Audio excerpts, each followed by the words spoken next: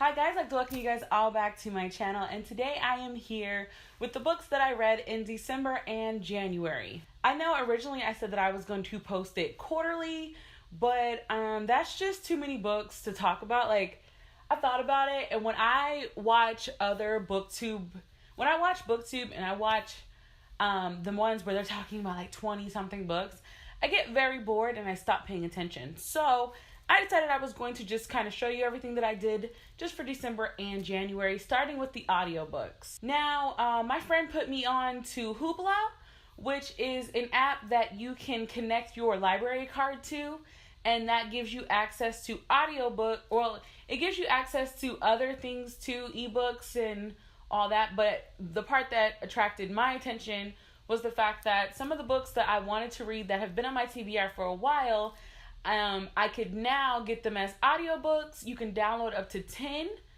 to your thing per month. And I literally was listening to audiobooks in the car and at work, and I managed to get through some of them. So the first audiobook that I read was Book of 1,000 Days by Shannon Hale. It is from a nursery rhyme, not a nursery rhyme, sorry. It's from a fairy tale. I actually forgot which fairy tale. I'll put it on my blog, which fairy tale it's from. And I listened to it. It was a full cast audiobook, which I greatly appreciated because I felt like it helped me to distinguish between the characters. And I also feel like the actors did a very good job of portraying each character that they were playing. However, people loved Dashti.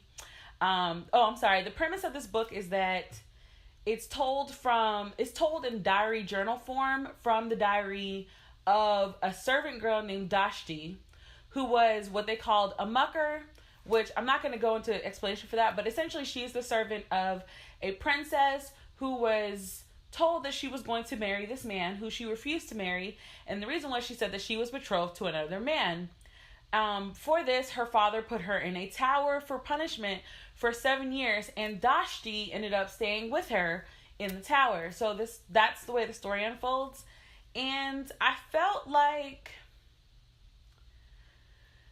I personally think maybe I'm just like a very serious pessimist when it comes to love stories. So there is a romantic side to this, with the prince that she's betrothed to marry. I do like the twist of the story, as I've never actually read the original tale that this story is derived from. But I'm not screaming the praises of Shannon Hale based off of this book. I don't know. I personally felt like the princess got on my freaking nerves most of the time. And I think that also had something to do with the person that played her voice. They made her voice very whiny, very annoying, to the point where like hearing her voice drove me nuts. So I don't know if I would have had that same effect if I read it, but because I didn't read it, when I tell you I wanted to punch her for Dashti multiple times, it was bad. But I got through it, so I'm not saying that this book is super terrible, but it's not like, oh my god, it's a 5-star. No, I give it like a 3.5 out of 5 stars. The next audiobook that I decided I was going to pick up was Shatter Me by Tahira Mafi, book 1 of the Shatter Me series.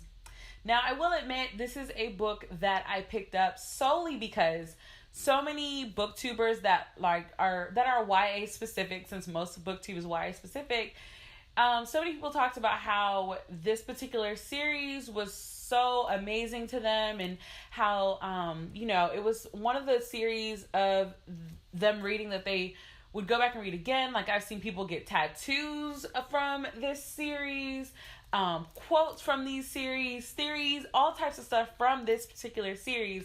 And I'd always wanted to get into it. Plus, Tahira Mafi is a woman of color. And I just want to point out that, like, I support all women of color. That does not just mean black women.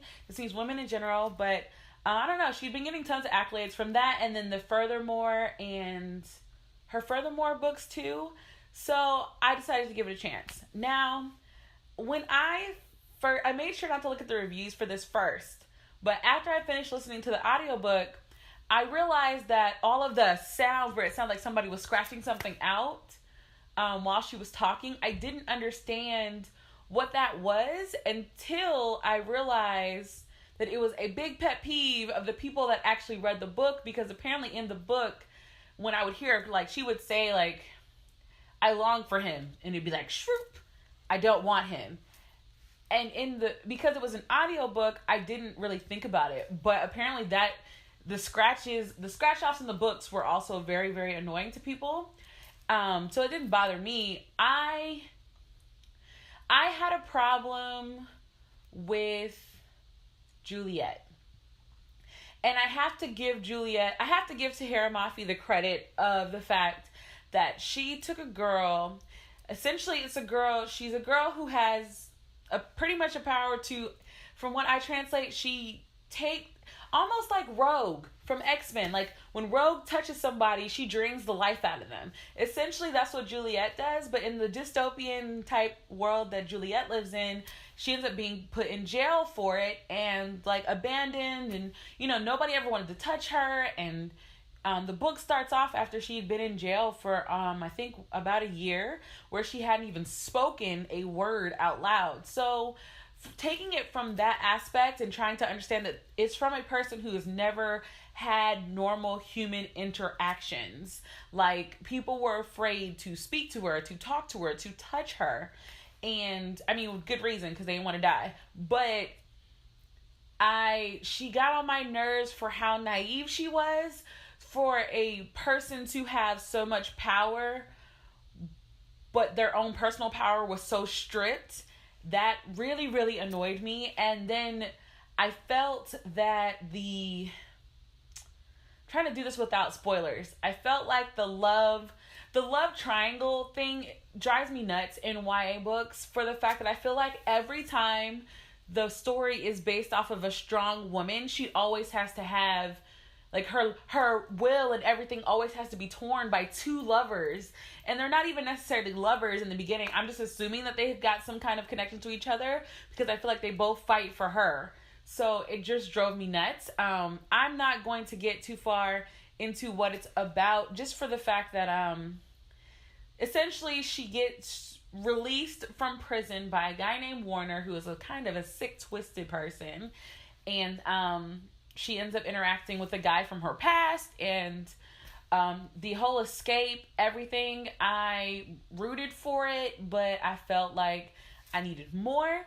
So I'm not saying that I necessarily agree or disagree with anybody. I actually am going to read the second book of this series, and I think I'm going to actually read the book. No, I'm sorry. I'm not going to read the book. I'm still going to audiobook it. The cast isn't as amazing as the one from Shannon Hale, but I still think it's like a good thing to listen to at work. The next book that I read that everybody was like, oh my god, this is so amazing. So amazing, in fact, that I did not get this from the library, that I actually bought a copy of it for myself, because I've actually liked John Green books. And I don't know if I've grown from John Green. I don't know if I was delusional. I don't know if The Fault in Our Stars kept me in my feelings when I read his other books. But I did not like Turtles All the Way Down. And I know that this is going to make some people so upset with me. And that's fine. I'm entitled to my opinions and you're entitled to yours. But when I tell you, I hated it. I mean, the main character has, I don't know what type of disorder it is, but essentially, she's constantly battling within her mind about, like, germs eating her alive. And, like, this is so debilitating to her that it messes with her normal human interactions. And I don't know what type of disability or what type of disorder or whatever. I don't know what type it was trying to emulate in this book, but I was just confused. It's the premise of the book says that it's her and her best friend try to investigate the murder of her neighbor, or the disappearance of her neighbor's father, who she happens to have been old friends with, because they both went to a camp for when, you know, somebody loses a parent, like a grief camp type thing. So that, I was like, okay, that seems like a good premise to read, but they hardly touched on that. Like, it was like a little piece of the story where I wanted them to do some real investigating. I wanted them to, like, do something. Instead, it was pretty much focused on her disability. And the way that she was so focused on herself is the way that the book was also so focused on her. So I kind of started feeling like, why are we so heavily focused on her? Like, I want to know what happened to the dude.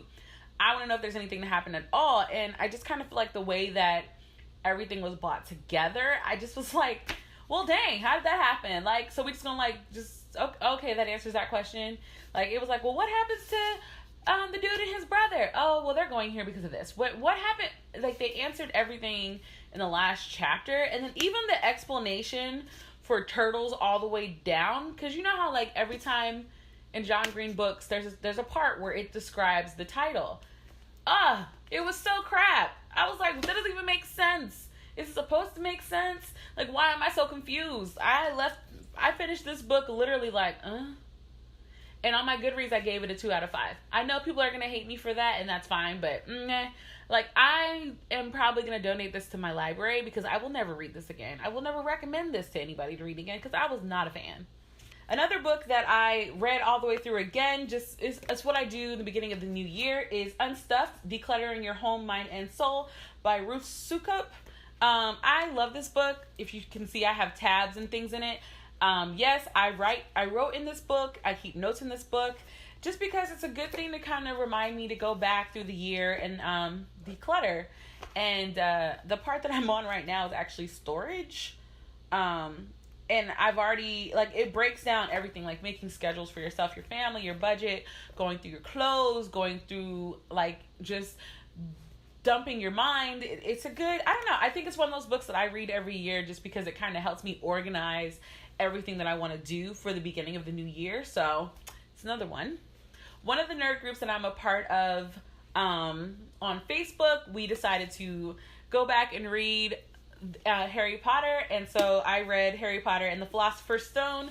I definitely have read this book a bajillion times already, but every year that I reread Harry Potter, I always feel like I learn something new, or I like get refreshed with something that I forgot because of how much I watch the movies. I always tend to forget like how good the books really are compared to the movies. And yeah, this is the 20th anniversary edition of the Philosopher's Stone. I will be getting the Chamber of Secrets one when it comes out in June or July. So yeah, that's this. The next book that I got, I actually bought this book off the recommendation of Shameless Maya like a year ago, and I never read it. And it's called The Artisan Soul by Erwin Raphael Mamous, I think is his name. And it says, crafting your life into a work of art. Now, had I known that this was a book based off of an author that went to her church, I feel like I may not have bought it because I feel like she was just doing propaganda for her church. Nothing wrong with that. Some of the, like, she goes to a church I think called Mosaic. I don't necessarily agree with everything, like her church doctrine. I don't necessarily agree with that, so I wouldn't have bought the book. Also, this book pretty much tries to say that creativity stems from godliness, that like a part of being a Christian is being creative. And I could see where they were trying to go with that, but that tries to say that like only godly people can be creative. And I don't agree with that because I know that there are people who do not even believe in the existence of a God that are extremely creative. And I believe creativity is almost like personality. Like it's something that is a part of you, and the way that you choose to express your creativity could be a godly thing. It could not be. It really depends on yourself. So I felt myself very conflicted with this book. I feel like this is a book I'm going to donate to the library just because I don't feel like this is a book that enriched my life. I felt like it was a book that just helped me, have healthy debates with some of my friends because we actually enjoyed going in about this book and the things that we agreed with, the things that we didn't agree with. And I don't think I'm going to do that again though. The book that I will have finished reading by the time you guys see this video is The Ninth Hour by Alice McDermott. This is my library book. I have mixed feelings about this book. I don't know. It was so cool. I think Alex McDermott did something that I haven't experience in a book, and that was like she pushed me through time without me even realizing that I had gone through like 3 generations of people in one book. And it's a short book. Essentially, this book is only 240 something pages. But she managed to take me through like generations of one family. The book literally starts off with a suicide, and then it talks about nuns, and these nuns are connected all the way through the lives of these people. And I love the way that it started off with the present, gave me a little tidbit of the future, pulled me back into the present, but time had moved on in the present, if that makes sense. So it starts off with a man committing suicide, his wife finding out that he killed himself, and she's pregnant. It goes to the future, gives you a little tidbit, comes back, and, you know, the baby's been born, and she's trying to move on with her life, and then you go forward a little bit again, and you come back. So it's like, I know where it was going, but seeing how it got there, I've really enjoyed this book. I see why it won the National Book Award. It was really, really good. And so I gave this a 4.5 out of 5. I haven't updated my Goodreads yet, but I definitely did really, really like this book. The next book I read are I'm going to call them novellas from the series Red Queen by Victoria Aveyard. And it was called Cruel Crown. It focused on the story of Queen Karen and her love story with King Tiberius and her having her son and all that stuff. And I'm just going to focus on that part, which I think is the Queen's Song. I think is the section of it. I was disappointed. Just the whole way that she wrote about how the murder took place. I mean, this is in fact, if you've actually already read Red Queen, then you know that the current queen killed Queen Karen to get her spot. And I don't know, I felt like, how is it that she had guards who could literally prevent people from using their skills around you and it affecting you, but somehow she still got around to getting you to kill yourself? Like, how, Sway? Like, it just left such a blank, like, huge loophole that I feel like I need to answer, because I just was like, well, how the heck did, like, what? No. Obviously, we know she killed herself, but we also know that she didn't do it from her own thoughts. But again, I was like, I don't understand how she managed to stay in her head. Like, the whole time she managed to stay in her head. I don't understand. And then the second half, because I actually, like, this is how uninterested I was in the second half of the book. I forgot all the characters' names. That includes from the Red Queen. I forgot everybody except Tiberius. I forgot literally all of their names, including the main character. I don't know if that means that I'm just not interested in the book, or I don't know if that means I've just read like far too many books in the past month to like get a hold of it. But like right now, I am on Amazon trying to figure out like what the heck did I miss. So it's okay, there we go. Steel Scars follows Captain Farley. That's the captain that Mayor Burrow meets in Red Queen, and it talks about like what happened to her before she ended up meeting Mar's brother, who I think she clearly has like feelings for in this book, but like they made it so blatantly obvious that I don't know if that's something that's continued in the next book or not. But I didn't read the insert that's included for Glass Sword, because I've decided that I am in fact going to read Glass Sword. I've decided to give all of these series that I've read in the YA series a chance, though I'm not like super excited. I just feel like now I feel like I need to know the story. I feel like does the development get better? Is it going to be sprung on me the way it was with Queen's Song? And I didn't even really remember Steel Scars, just be very honest. Like, it must have been a super quick, boring read for me. So yeah, that was that. Did I even rate that on Goodreads?